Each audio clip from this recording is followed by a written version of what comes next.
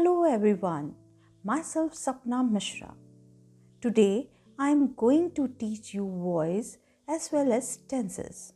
And believe me, this is the easiest form to learn active and passive voice as well as tenses. First of all, we should know what is voice. The voice of the verb tells whether the subject of the sentence performs or receives the action. There are two types of voices, active voice and passive voice. In active voice, the subject performs the action expressed by the verb. Active voice में subject perform करते हैं जो कि action होता है verb के through. For example, he sings a song. In passive voice, the subject receives the action expressed by the verb. यहाँ पर subject receive करता है जो भी action verb के through हुआ है. For example, a song is sung by him. Active verb. A verb is active when it performs, shows, sentence A. Then the subject does some work or subject is active. Active verb वो होता है जैसे first example है he sings a song. Here sings is an active verb which a subject receives the action. Passive verb. A verb is passive when it forms, shows, sentence B, that something is done to the subject of a sentence A, or subject is not active but passive. Here in sentence B, that is a song is sung by him. Here the subject received the action expressed by the verb. General rules to change active voice to passive voice. Rule 1. Identify the subject, verb and object. Subject, verb and object in the active actions to convert to passive form. For example, he drives car. Here subject is he, verb is drives and object is car.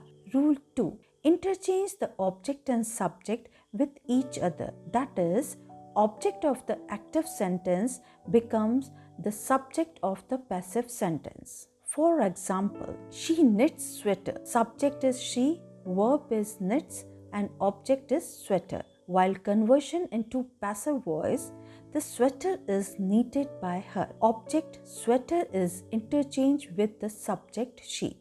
यहाँ पर जो object है sweater वो interchange हुआ है subject सी से. In passive voice sometimes the subject is not used.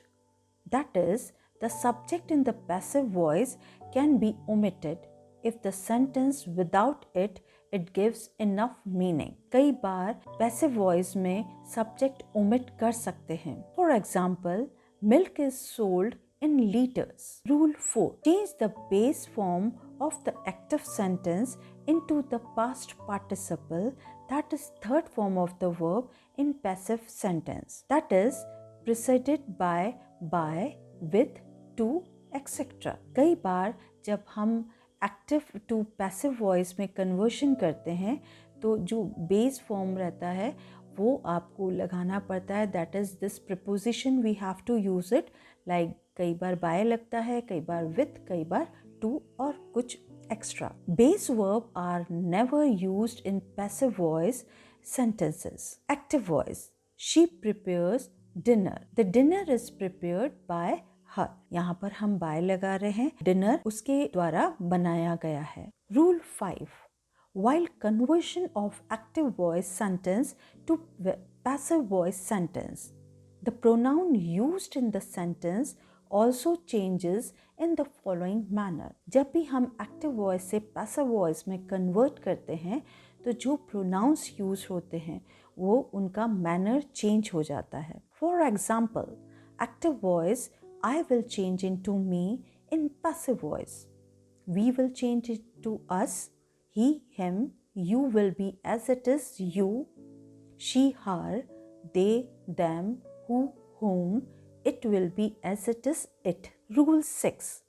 Using a suitable helping or auxiliary verb, SMR, was, were, etc. The rules for using auxiliary verb in passive voice sentence are different in each tenses. हमें ये auxiliary verbs use करना रहता है. For example, जैसे is, am, are, was, were, will, shall, like this we have to use the auxiliary verb. और ये auxiliary verb according to the tenses हम change करते हैं. For example, the letter is written by her. A book was not bought by her. Chocolates are being eaten by them. Next rule, Rule 7. Sentences in present perfect continuous, past perfect continuous, future perfect continuous and future continuous can't be transformed into passive voice. ये जो 4 tenses हैं, part of the tenses हैं, ये जैसे कि present perfect continuous, past perfect continuous, future perfect continuous और future continuous, ये हम conversion passive voice में नहीं कर सकते हैं. Example, we wrote letters. Various tenses and change of voice. Present indefinite. Tense rule is subject plus verb first form plus s or es plus object. When we will change the voice, object plus ismr plus verb third form plus by plus subject.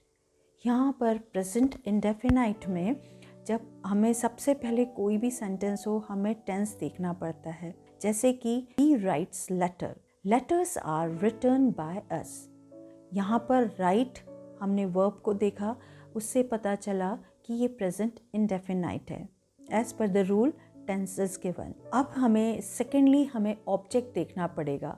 Object is letters. Letters is plural. So हमारा जो helping verb है that is are आएगा क्योंकि ये present tense है और letters हमारा plural है इसलिए हम आर लिख रहे हैं. एंड वर्ब थर्ड फॉर्म आएगा plus by plus we will change into us. Now again see the rule of the voice. Letters, that is object, are, that is a helping verb, plus verb third form, that is return, by subject, that is we है तो we का हम conversion करते हैं us. Next example, I played tennis. Play is your verb, that is a present indefinite. ये जो sentence दिया है वो present indefinite है. तो tennis is played by me. You can see the rule. Object हमारा पहले आया. Object हमारा tennis था इसलिए वो पहले आया. Tennis हम singular लेंगे इसलिए हम helping verb is ले रहे हैं. Verb third form play का played हो गया. By I का conversion हुआ me में. Third example, he does not play tennis. Now this is your negative sentence. Object आपका टेनिस है तो टेनिस हमने पहले लिखा, सिंगुलर है इसलिए हम इज़ लिख रहे हैं. डस नहीं लिखेंगे, हमें इस लिखना पड़ेगा. Not as per the negative sentence. Verb third form as per the rule active to passive में जब हम चेंज करते हैं तो वर्ब थर्ड फॉर्म आता है. प्लेड बाय ही का हमने कन्वर्शन किया him. Next tense that is past indefinite.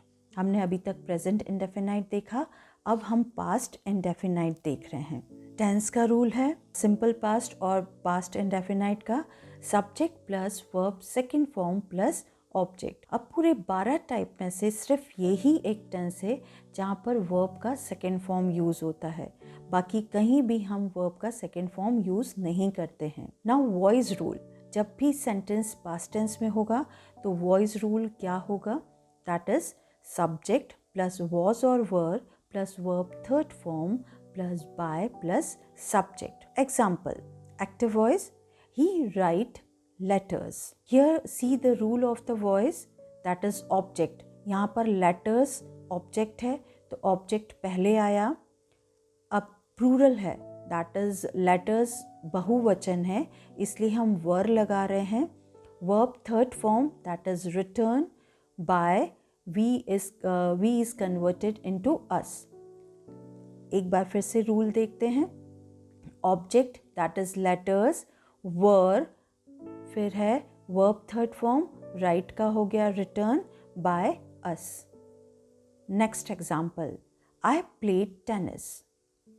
Tennis is singular इसलिए हमने वॉज लगाया है. Verb third form played by me. He did not play tennis. Tennis was not played by him.